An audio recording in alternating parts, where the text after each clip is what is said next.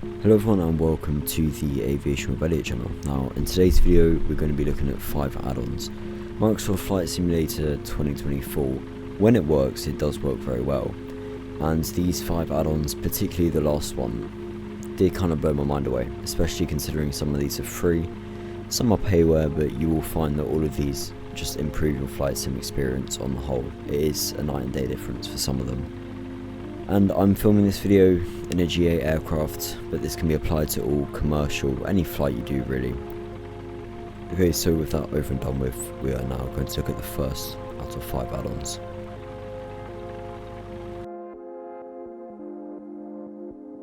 So the first out of the 5 is the No Handlebar or Handlebar mod for Microsoft Flight Sim 2024.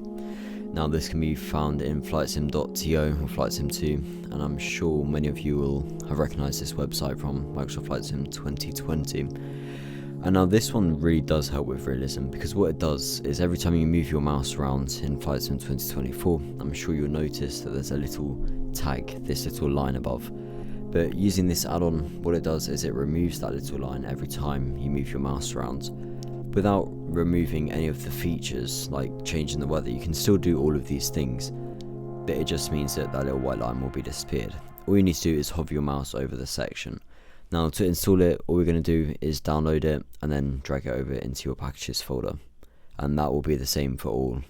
It's a free add-on and it genuinely does help, because of course in real life you're not going to have this little silly white line that shows up every time. It's the same principle as Microsoft Flight Sim 2020, however the 2020 mod did not work for this one, so make sure the link will be in the description that you go down for the Handlebar mod for Microsoft Flight Sim 2024. Now the second add-ons are of course scenery packages, or just scenery, but still. This goes for payware and freeware. Scenery really will help your experience because the Microsoft Flight Sim default airports aren't the best. Whereas X-Plane you can get by with them, but if you're doing a flight, especially commercial where you'll be spending lots of time at the gates, you're not going to really enjoy sitting there looking at a default. I mean, the whole point of flying to a different area in the sim is to see how different it is, you know, and to actually feel like you're in that different place. And it completely ruins it having a poor bit of scenery. So downloading scenery is probably one of the best ways to improve your realism. And here is just a few clips of Newark by Trez Wiki Designs, if I said that right.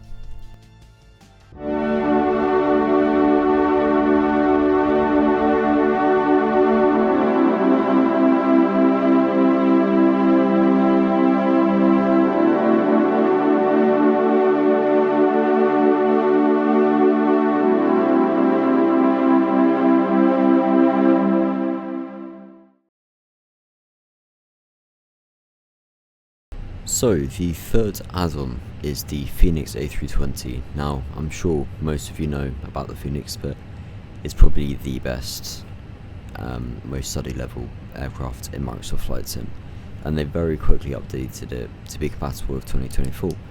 Now interestingly for me, I was about to purchase the PMD 737-700 when it came out, but the Fenix 320 released literally the morning I think when I bought. I was going to buy the 737, but I ended up buying the Fenix A320, yeah, without knowing literally anything about it, and it was one of the best decisions I've made within the flight sim. And I didn't really do much research, but based on other people saying how good it was, I was not wrong. And the only issue with the Fenix A320 is that it does take a big hit on the performance. However, it comes with a livery manager and also lots of options for your graphics settings. There used to be more, but it's all condensed now, and it does run well at times. I would just avoid Gatwick in VATSIM on a very busy day, because that is never a good mix with your FPS. But this aircraft, for anyone looking to go commercial or just kind of a step away from GA, is perfection. As long as you have a decent computer system or you have lossless scaling, you'll be just fine. Now the fourth is a ground handling add-on, which I'm sure a lot of you know about, and it goes by the name of GSX. Now GSX, if you bought it in Microsoft Flight Sim 2020, It also works in 2024 without paying any more, because it is quite expensive anyways for ground handling. I was taken back a little bit, but I am glad I purchased it. Installation can be quite annoying, and it's one of those things where there's like the start cult or something, I can't remember how it's called, but you need to basically load it up. Sometimes it doesn't work, so it can be a bit of a nightmare. And as you can see in this video, I was at Inverness and a lot of the services didn't want to show up. However, it does, like whenever I spawn in at Gatwick etc, it always works. You have you have loads of ground handling options and liveries, and it really does work well when you get it going. It's one of those things where when it works superb, and you actually don't even need to install it into 2024. You just link it across, which does save installation times. However, just due to GSX's, well, at least on my computer, its nature of being a little bit on and off, I would just install it on both. And of course, I tried to get the lavatory thing to work, because that was the only thing Inverness seemed to have, alongside of the stairs at the back. But it does work very well with the Fenix, because whenever you set up weights or balance or fuel in the EFB, it translates across to the refueling truck, and often they'll ask you, set in the EFB or inside of your aircraft, how much fuel you need, and it will transfer across to GSX. And of course, a lot of people, especially me, just want to get in the air sometimes. Like, I love the realism and all, but sometimes I just want to, I don't always have that much time, so getting in the air as soon as possible helps. But it is nice to have the realism of the passengers actually boarding, and it gives you a little bit more time to set up. However, GSX is just a little bit on and off, but when it works, it's fantastic, and hearing all the voices and the pushback trucks has actually taught me quite a lot about ground handling, so I would 100% recommend it. Just make sure you get it to work, because when it does work, you'll be very happy with it.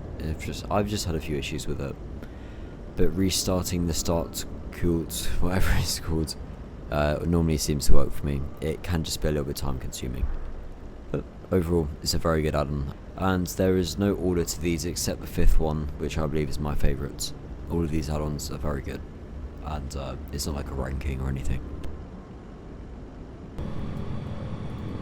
And moving on to number 5, the one I've been saving for the last because it's my favourite, is OpenTrack head tracking.